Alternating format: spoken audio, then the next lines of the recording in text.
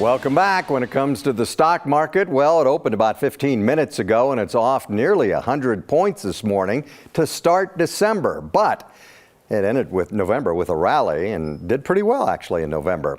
Bruce Allen of Bruce G. Allen Investments is here to talk about how the markets performed throughout the last month. Good to see you. You as well. Kind of surprising. They did pretty well. They did pretty well, yeah. We had a pretty nice rally in November. The S&P 500 was up about 5.5%.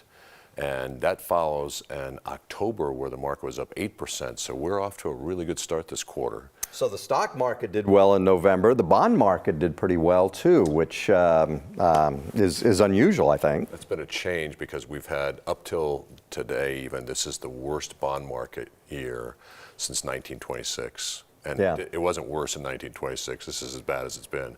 And as rates have risen, the value of bonds have declined. So what we've seen in this last month, in November, we started the month where Treasury bonds, 10-year Treasury bonds, long bonds, were at a little bit over 4%.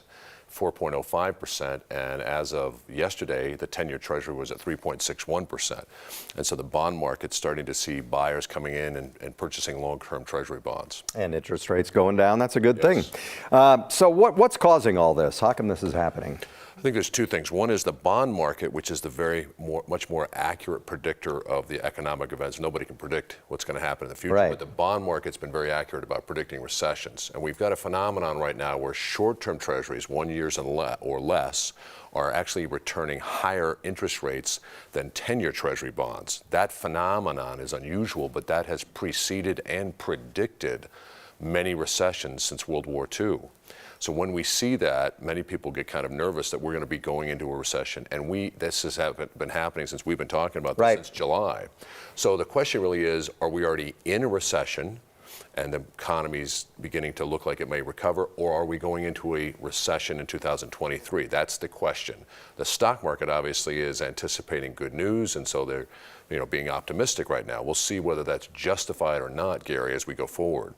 But there's another phenomenon, too, that stocks typically bottom before the economy does. So before the end of the recession, in 2009, the recession ended in June 30th, and the stock market bottomed 3+ months in March 9th before that. So the stock market tends to bottom between 91 days and 303 days before the economy. So we're going to be watching to see, is this stock market rally legitimate and justified by the economy, or is it just a flash in the pan and we're going to be dashed with new bad news? At some point, this market's going to turn around and rally, and it's going to be the beginning of the new rally. The question is this now, or is it going to be later on next year? Just not sure if it's happening right now. Okay, well, there's some sort of kind of good news in there, maybe. There's very good news in there. There's very good news. Good to see you. You too. Thank you.